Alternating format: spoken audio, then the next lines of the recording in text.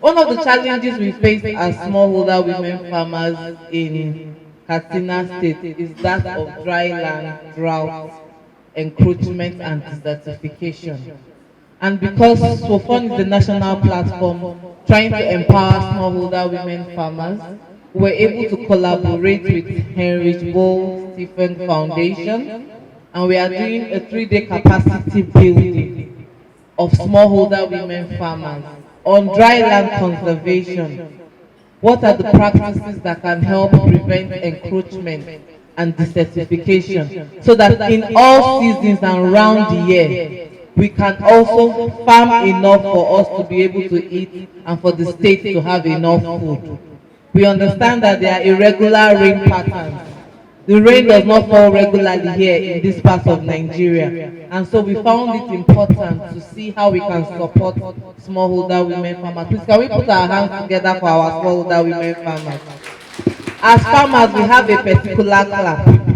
Atama, Atama, Labako, Labako, Aparina, Aparina. No, he's not gotten it. Come and do it because I'm listening. Please, can we stand and clap for ourselves, all farmers in the room? Smallholder women farmers, okay? Atama, Atama, Labako, Labako, Aparina, Aparina. Thank you very much.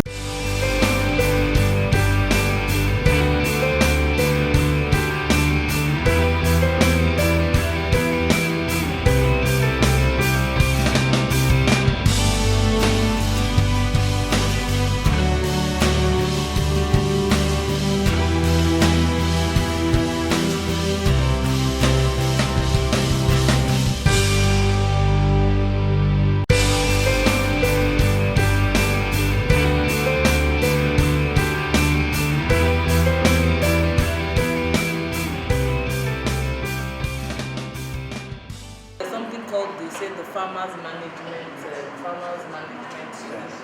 step or initiative in terms of dry land restoration, which is what SOFON members can learn from. And these are some of the highlights that we would like to see, collaborations. And thanks to our state coordinator. She's not going to just limit this because this is a pilot. The truth is that what is happening nowadays is affecting everybody. In terms of food, in terms of our family, in terms of the well-being of the states. So based on that, she's taking the initiative at this very impromptu and short time to see how she will invite key stakeholders from the government houses tomorrow for strategic issues like Bank of Agriculture, IFAD. Let's see how we can get these people in to hear the farmers themselves. And apart from that, see how they can also support this initiative within Katsina, because I'm sure that left to us, this fund will not be able to get to all the local government areas. But if we get them to see what we are achieving as Swofon and also as Green Alliance, they can also commit to wanting to increase the scope and take the training further. So those are some of the things we are hoping to achieve tomorrow. Now today, due to logistics, we started with the training. So we are hoping that when we have all the stakeholders tomorrow, dependent on how we discuss here and what we agree on, we will have the proper opening ceremony tomorrow with key people speaking and the farmers speaking. So I wanted us all to be on the same page and then to also agree on our next steps. How will tomorrow and next tomorrow be? What are the coordination? What do we need to put in place? What do we need to harmonize so that we can also and have a draft agenda too, so that we can also use that to go forward and also bring it for tomorrow and next. We don't need it for next tomorrow, but just for tomorrow. Thereafter, the people were now back so that they actualize it in their various places. So what gets into me as part of the discussion is to carry these our team farmers to see what we've been talking practically there, and also to allow Swofon, especially at the national level, to see how they can now further and develop programs for the benefit of the downtrodden. So that is the key issue. So what we need and why there, Maniri is there with this team. They know the place. My only advice is we are not going to be far. It's going to be along the railroad, but not that far. So we need the margin of the government. So probably we need to have the arrangement for the vehicles. Probably, I don't know, along the line we may think of pack lunch, because probably we may need it there. Are we going to Binduka? We should stay in Mashi to see the irrigation farmers at Abu Halawa Dam. We can just move to Doka to see the FMNR. We can move to Dokawa to see the private community nurseries. So you near the near Alam Dorado. Yeah, I know, Alam Dorado. Yeah, so these are the places. And we are very conscious. Yes, we can package everything so that along the line. And we discussed also with Madam Mandir, because especially I'm assuring you through Hajia that the security is under attack. We are going to see the FMNR, the Farmer Managed Natural Regeneration Site. What we mean by this FMNR site, we are in the Sahara Desert. The rainfall of the area is only for 3 months. Like to be the historical rainfall for this year. We have never received rainfall in January, in February, in March, in April. So it is only in April we have 5 rainy days. Five. April. In May we have another 5. In June we have 9. In July we have 10. In August we have 15. In September today we are having 3. Wow. We don't know what will happen. So we don't know what will happen. How do you determine the number of them? Yeah, but through marking the days. Initially we are working with meteorological data here, but since it is not supportive, we mark the day in the calendar. Anytime it rains, you just cycle the day. So not the intensity, but the number. You said in August how many days? Yeah, in August we have only 15 rainy days. But it's March. It's March. In May, June. March. 5. Yeah. June 9. Yeah. I will bring the calendar tomorrow to see how you update yourself. How you update yourself. Why we do that, we want to know the number of rainy days we used to have in the part of the area. So why we mean that, you see, there is not enough moisture that can support tree planting in the upper land, because the remaining months is dry. But in that condition, trees are regenerating, are growing from the cow dung that you take to the farm. The offshoot, okay, after a period of time, that seeds will break dormancy and started growing. So we advise the farmer when they come to land clearing, allow the trees, so that you are going to have a beautiful stand. So these are what we want to show you in Doka. And in Dokawa village, next village, is a nursery where we form a community to be raising the seedlings for distributing to farmers, men, women, go and plant in your house. These are fast-growing species. So this one we are going to see the farmer, a farm where the farmer has planted moringa. So you can see all this.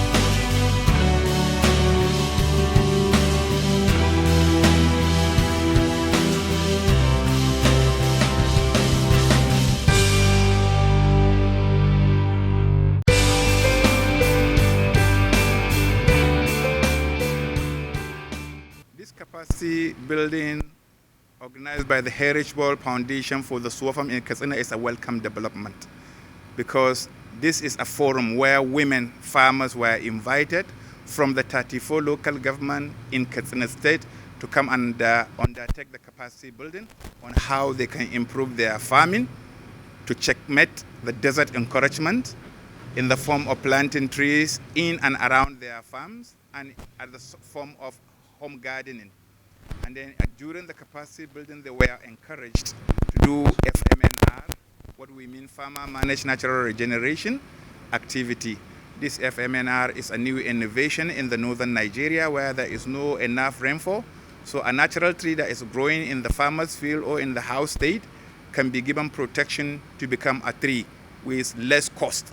So we are encouraging farmers to allow trees to grow in their farms for the benefit of the trees, and then for the plantings they undertake on their farms. The government, the federal government and other agencies are working towards afforestation in the state.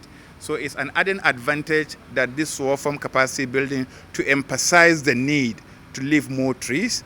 You see, everybody in the northern part of the state know the importance of this tree and then know the problem or the challenges of desert encroachment. So tree planting as a mitigation to the dry land is what this capacity building is envisaging, and to form the women to form groups so that they can tap the benefit to improve their farming activities. The training indeed is very important, and it's really meant for this area because this area we are facing so much problem of desert encroachment and desertification. So really the training is very important as far as the state is concerned. So, and I would like to advise the women farmers to please make judicious use of this training in their various farms, because down here in Katsina, a lot of women on their own farms, because farms in Katsina state are usually owned due to inheritance and purchase. But mostly when your dad dies, the farm used to be divided and each and every son is allocated with his own. So many women on their own farms. So I advise them to put this training into practice in their various farms.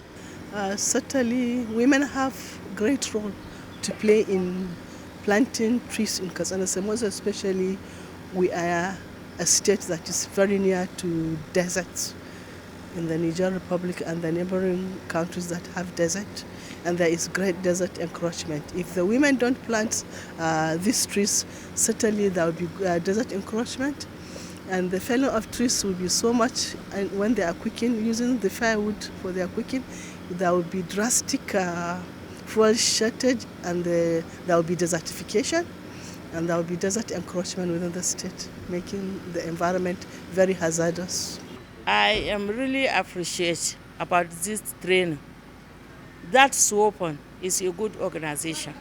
We thank that organization, that Swofon, because they learn much better about what they train them, and they know it. They know how to make that, they know how to treat that desertification and the farm that is not having, and they know how to clear their farm. They will, that local women, those who come from the local government, at least 30 local government they come from. And I know they will go and teach their colleagues about what they learn. The farmers need to save and salvage their farming land. By salvaging their farming land, now the issue of land restoration comes in, and that is the purpose of the training. The training is all about land restoration. From the discussion we had with them, they were all thinking, yesterday or previous years, they find it that at their various farms, it is very difficult carrying out the farming activities. The land has been desertified. A lot of soil erosion has come in, wind erosion. But with the new thinking of having trees across the land, with trees scattered all over, with various planting models, they have the thinking and the belief that the land will be salvaged. And by salvaging the land, now it means their own income will be enhanced through the harvest, through the bumper harvest that they envisaged to realize. I really enjoy what we are being taught in this capacity building, because I learned so many things, like living small trees in the farm.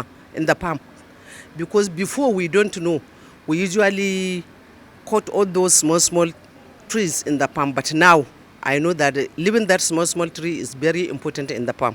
So next time when I'm going to clear my farm, I know that it's important to leave that small tree that will not contribute to Sahara or bring desert encroachment into my farm.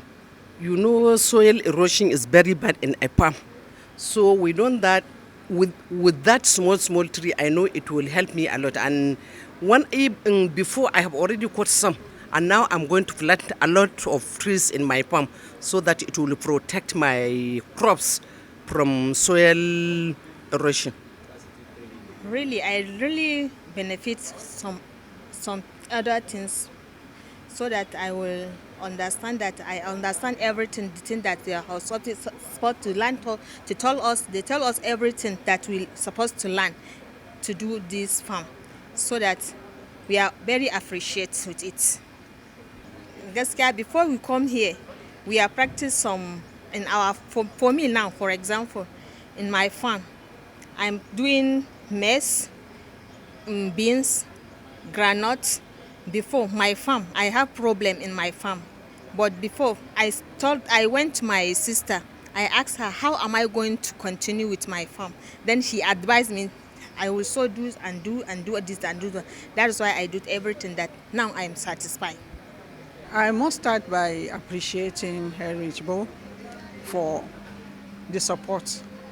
It's because of the funding we are getting from them. That's why I am here in Katsina representing the National ESCO to witness the training on capacity building for the land restoration, desertification, and encroachments here in Katsina, which I believe is key, because they being closer to Niger, where the desertification issue is surfacing, they are likely going to face the same problem if they don't take measures. So with this training, the women have shown that yes, they now understand it is not advisable to clear their farm completely, but to leave the small shrubs that come up, which can turn to be trees later on in future, in order to reduce desertification, encroachment, or flood, whatever that is going to affect their farms. In Katsina, we've been able to record successes with the Green Alliance initiative, who were merely male farmers. But we thought that it was important to bring a gender balance, to bring the women involved, and that was why we decided that as Swofon, we will come in to leverage on some of the successes, the planting of trees, the nurseries that the local governments are giving. Their governments have really been supportive in the different local governments. For example, today we went to over 3 local government areas where they have free nurseries, and the farmers hitherto were not aware, but we needed to bring that collaboration so that they can leverage and begin to soar high. It will help build their capacity. I think they've been able to gain new skills and knowledge on how to mulch their soil in terms of land shifting and cultivation, the kind of practices of farming they shouldn't engage in that helps to reduce the moisture of the soil, like bush burning. I believe that at the end of these days, because we've been able to also link up with the local government, we've been able to look up with traditional government, they'll be able to begin to practice cluster farming. They will achieve more success and increase their productivity while practicing dry land farming in the different local governments, and most especially improve their livelihoods and economic status by beginning to keep more nurseries, as simple as in a forestry polythene bag, or in a water in the pure water nylon bag that is very affordable, because the forestry bag is in capital intensive, to be able to sell to other people or to projects or even to non-governmental and government organizations who are interested in investing in tree planting as a means of improving their livelihood as smallholder women farmers.